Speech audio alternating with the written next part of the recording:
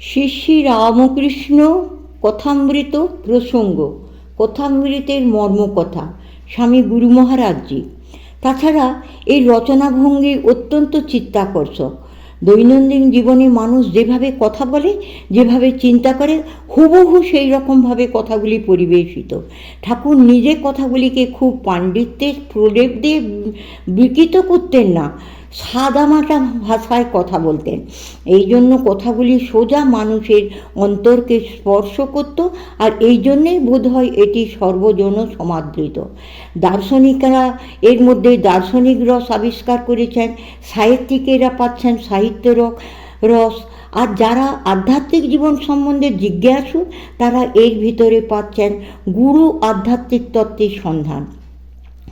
অনেক জটিল বৈষয়িক সমস্যাও ঠাকুর অদ্ভুতভাবে এক একটি কথায় কিভাবে সমাধান করে দিয়েছেন, ভাবলে অবাক হয়ে যেতে হয়। সর্বজনের কাছে কথামৃতের এত সমাদরের কারণ হলো এই, জ্ঞানী ভক্ত পণ্ডিত মূর্খ সকলেরই জন্য আকর্ষণীয় বস্তু এর মধ্যে আছে, যেন অমৃতের খনি। দিন দিন কথামৃতের প্রভাব চারিদিকে এত ছড়িয়ে পড়ছে যে আশ্চর্য হয়ে যেতে হয়। জগতের বড় বড় মনীষী যারা, জগৎ চিন্তায় যারা নেতৃস্থানীয়, তারা এই কথামৃতে সাদামাটা কথা দেখে, গ্রাম্য ভাষায় পরিবেশিত ভাবের গাম্ভীর্য দেখে মুগ্ধ হয়ে যাচ্ছেন। ভগবান যখন কথা বলেন, শুধু পণ্ডিতের জন্য কথা বলেন না, কোনো গোষ্ঠীর জন্যও বলেন না, সকলের জন্য বলেন। কথাগুলি নতুন কি না এই প্রশ্ন নয়, পুরানো হয়েও নতুন। গীতায় ভগবান অর্জুনকে বলছেন, স এবাং ময়াতে হদ্য যোগ পোক্ত পুরাতন। আমি সেই পুরাতন যোগের কথাই তোমাকে বলছি। ভগবান যেমন নিত্য পুরাতন, তেমনি তাঁর কথা সবই পুরানো, কিন্তু পুরানো মানে অব্যবহার্য নয়, সর্বদাই তা আমাদের জীবনে প্রয়োজনীয় বস্তু। এই জন্যেই বলা হলো পুরাতন হয়েও নতুন। কথামৃতেও পরিবেশিত হয়েছে সম্পূর্ণ অলঙ্কৃত রূপে।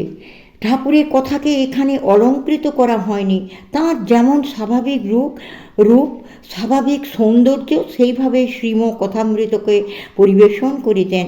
কথামৃতের বৈশিষ্ট্য হলো এইটি। তাছাড়া কথামৃতে ঠাকুরের যে সিদ্ধান্তগুলি পাওয়া যায়, সেগুলি একদিক দিয়ে যেমন প্রবল যুক্তি দ্বারা সমর্থিত, আরেক দিয়ে তেমনি বিশ্বাসী লোকের কাছে অনায়াসে গ্রহণযোগ্য। সকলেরই এইগুলি যেন অন্তরের কথা, সকলে যেন এই কথাগুলি খুঁজছিল। আমাদের অন্তর যে বস্তুগুলিকে চাইছে অথচ যেন স্পষ্টভাবে প্রকাশ করতে পারছে না, সেই আমাদের চিরকালের অব্যক্ত চাওয়াই যেন রূপ পেয়েছে কথামৃতের ভিতর। এই জন্য এর এত সমাদর, ভাষা এত সরল যে সকলে বুঝতে পারে। প্রসাদ গুণ বলে যদি কোনো গুণ থাকে, এর ভিতরে তা পরিপূর্ণ রূপে আছে। কোনো জায়গায় কোনো অস্পষ্টতা দুর্বোধ্যতা নেই, বুঝতে কোনো পাণ্ডিত্যের প্রয়োজন হয় না, সকলেই বুঝতে পারে। আবার তেমনি যিনি পণ্ডিত, তাঁরও যে বস্তুটি অন্বেষণের বিষয়, যাকে হয়তো তিনি খুঁজছেন, তিনি ধরতে পারছেন না, এই প্রায় নিরক্ষর ব্যক্তিটির ভাষায় তাঁর অন্বিষ্ট বস্তুটিই যেন ফুটে উঠেছে। তাই আমরা অনেক সময় ভাবি যে এই যুগটিকে যেমন শ্রী রামকৃষ্ণের যুগ বলা যায়, তেমনি এটিকে কথামৃতের যুগও বলা যায়। শ্রী রামকৃষ্ণ যেন ভাবরূপী হয়ে এই কথামৃতের ভিতরে ছত্রে ছত্রে নিজেকে ছড়িয়ে রেখেছেন। এই জন্য কথামৃতের এত সমাদর। আমরা দীর্ঘকাল ধরে সেই কথামৃতের ধারাবাহিক আলোচনা করে আসছি। যখন আমি বেলুড় মঠে ছিলাম, তখন থেকে এই কথামৃতের আলোচনা আরম্ভ করেছি। তখন থেকে আজ পর্যন্ত সেই কথামৃত চলছে। দ্বিতীয় ভাগ শেষ হয়েছে, কথামৃত পঞ্চম ভাগ অবধি প্রকাশিত হয়েছে। মাস্টারমশাইয়ের কথাই জানা যায়, তিনি যদি আরও কিছুদিন স্থূল শরীরে থাকতেন, তাহলে আরও অনেক তথ্য আমরা পেতাম তার গ্রন্থ থেকে। কিন্তু ঠাকুরের হয়তো তার ইচ্ছা নয়, তিনি তাঁর সন্তানকে তার পাদপদ্মে ডেকে নিয়েছেন। কাজেই এখন আর কথামৃতের প্রশ্রবণ ওইভাবে উৎসারিত হবে না, কিন্তু যে ধারা প্রবাহিত হয়েছে তা অপ্রতিহত গতিতে চলবে। দিকে দিকে প্রাণে প্রাণে তা প্রসারিত হবে, যুগে যুগে তার আরও সমৃদ্ধি হবে। দেশে দেশে বিভিন্ন ভাষায় কথামৃত অনুদিত হচ্ছে এবং হবে। আশ্চর্যের বিষয়, আপনারা শুনে আনন্দ বোধ করবেন জাপানে, যেখানে অধিকাংশ লোক ইংরাজি ভাষায় অনভিজ্ঞ, বাংলা ভাষার তো কোনো কথাই নেই, সেখানেও কথামৃতের প্রসাদ দেখে আমরা বিস্মিত হয়েছি। ইংরেজি থেকে ভাষান্তরিত হয়ে জাপানি ভাষায় তা প্রচারিত হয়েছে এবং জাপানে মানুষের মনকে এমনভাবে আকৃষ্ট করেছে যে দেখে অবাক হতে হয়। আমার বিশেষ করে শ্রী রামকৃষ্ণ ভক্তমণ্ডলী যারা জাপানে আছেন তাদের সঙ্গে জাপানিদের ঘনিষ্ঠ সম্বন্ধ আছে বলতে পারি।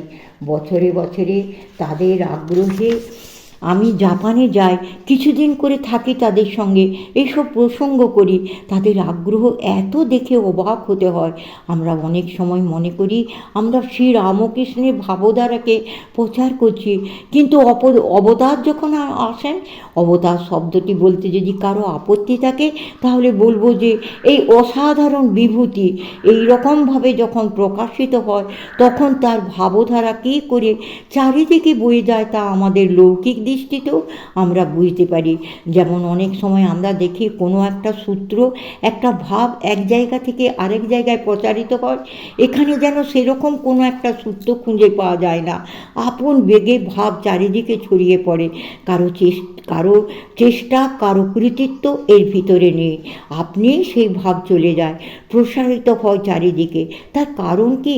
কারণ হচ্ছে মানুষের এই ভাবের বড় প্রয়োজন। যে মানুষ সংসারে নানা তাপে তাপিত, নানা রকম সমস্যা জর্জরিত, পরিত্রাণের সকল পথ যার কাছে রুদ্ধ, অন্তর যার পরিত্রাণের জন্য ব্যাকুল, তার কাছে ভগবানের এই ভাব কোনো না কোনো রকমে এসে পৌঁছাবে।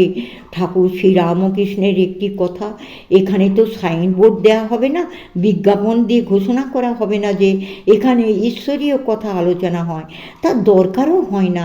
একটি প্রচলিত কথা লীলা প্রসঙ্গে উল্লেখ করা হয়েছে যে যখন ফুল ফোটে মধুকরকে নিমন্ত্রণ করে আসতে হয় না যে এসো এখানে ফুল ফুটেছে, মধু পিপাসুরা আপনি সাগ্রহে সেখানে আসে। ঠাকুরের কাছে তাঁর স্থূল শরীরে অবস্থানকালে যারা এসেছিলেন নিজেদের অন্তরের প্রেরণায় তারা এসেছিলেন। অবশ্য ঠাকুরের যে অন্তরের ডাক ছিল না তা নয়, অন্তরের আহ্বান তাঁরও ছিল। তিনি সেই দক্ষিণেশ্বর কুঠিবাড়ির ছাদে দাঁড়িয়ে চিৎকার করে ডাকতেন, ওরে তোরা কে কোথায় আছিস আয়, তোদের না দেখে আমি থাকতে পারছি না। হয়তো সেই ডাক স্থূল শব্দরূপে চারিদিকে পৌঁছায়নি, কালীবাড়ির সীমানার বাইরে স্থূলরূপে পৌঁছায়নি, কিন্তু জগতের দিকে দিকে কোণে কোণে সেই আহ্বান প্রসারিত হয়েছে এবং তার ফলে চারিদিক থেকে অমৃতের পিপাসু যারা তারা সেই অমৃত পান করবার জন্য ছুটে আসছেন। সেই অমৃত কারো ব্যক্তিগত সম্পদ নয়, জগতের সম্পদ। ভগবান যখন আসেন জগতের জন্য আসেন। তিনি কোথায় এলেন, কী রূপে এলেন, কোন সমাজের ভিতর এলেন সেটা বড় কথা নয়, তিনি এলেন একটি বিশেষ সময়ে, যে সময়ে জগতের তাকে প্রয়োজন ছিল। এই রূপে তার আবির্ভাব এবং তার স্থূল শরীরের অবসানের পরেও তার ভাবমূর্তি দীর্ঘকাল উজ্জ্বল হয়ে থাকে এবং কাজ করে। এটি বিশেষ করে আমাদের অনুধাবন করবার জিনিস। আমরা মনে করছি কথামৃতের প্রশ্রবণ বোধহয় এখানে শেষ হয়ে গিয়েছে, না তা হয়নি। কথা যেখানে ব্যক্তভাবে হয় সেখানে তা শেষ হয়, আর অব্যক্ত ভাবরূপে যখন সে থাকে সে অনাদি, অনন্ত, অফুরন্ত, তা ফুরবে না। কাজেই তাঁর কথা স্থূল শরীরে স্থূল শব্দরূপে না হলেও সূক্ষ্মরূপে ভাবরূপে জগতের কোণে কোণে প্রসারিত হয়েছে এবং হচ্ছে। এইটিই হচ্ছে কথামৃতের বৈশিষ্ট্য। কথামৃত কেবল কয়েকটি গ্রন্থের পাতায় সীমিত হয়ে নেই, তার অনন্ত ভাবরাশি তার মধ্যে মাত্র কিছু কিছু সংগ্রহ করা হয়েছে গ্রন্থের পাতায়, আর বাকি সব এখনও অসংগৃহীত, কিন্তু চারিদিকে আকাশে বাতাসে তা ভেসে বেড়াচ্ছে। যেখানেই কোনো প্রাণ গ্রহণ করতে উৎসুক এবং সমর্থ সেখানেই তা প্রকাশিত হচ্ছে। আমাদের শাস্ত্রে বলে বেদ অনন্ত, ঋষিদের ভিতর দিয়ে সেই বেদের প্রকাশ, অমুক অমুক মন্ত্রের অমুক অমুক ঋষি, কিন্তু কোনো জায়গায় সেই ঋষিরা মন্ত্রের কর্তা নন, মন্ত্রের প্রকাশক। মন্ত্র তাদের হৃদয়ে প্রতিভাত হয়েছে, ফুটে উঠেছে। সেই রকম কথামৃতের ঋষি মাত্র একজন, সেই শ্রীমনন, তিনি প্রথম উৎস বলা যায়। তারপর চারিদিকে বিভিন্ন হৃদয়ে সেই মন্ত্র উদ্ভাসিত হচ্ছে। মন্ত্রের ঋষিরা বহু বিচিত্র এবং তা কোনো দেশ কালের দ্বারা সীমিত নয়, অনন্ত জ্ঞানরাশি অনন্ত কাল ধরে প্রবাহিত হচ্ছে। অনুকূল ক্ষেত্র পেলেই তা সেখানে উক্ত হয়, অঙ্কুরিত হয়, ফলে ফুলে সুশোভিত হয়। এই হচ্ছে আধ্যাত্মিক প্রবাহের বৈশিষ্ট্য। অন্য অনেক ভাব হয়তো সমাজে ওঠে এবং সমাজের উপর হয়তো কিছু আলোড়ন সৃষ্টি করে, কতকগুলি কৌতূহলী মনের কাছে তা আকর্ষকও হয়। আবার মানুষ ঘুমিয়ে পড়ে আর সেসব জিনিস বিস্মৃতির গর্ভে তলিয়ে যায়। কিন্তু ভগবানের কথা কখনো চিরকালের জন্য বিস্মৃতির গর্ভে তলিয়ে যায় না। প্রত্যেকটি কথা অনন্ত, তার প্রভাব অফুরন্ত। দিনে দিনে এই প্রভাব আমরা অনুভব করব। যখন ঠাকুর স্থূলদেহে অবস্থান করেছিলেন তখন কজনই বা তার পদপ্রান্তে উপস্থিত হতে পেরেছিলেন।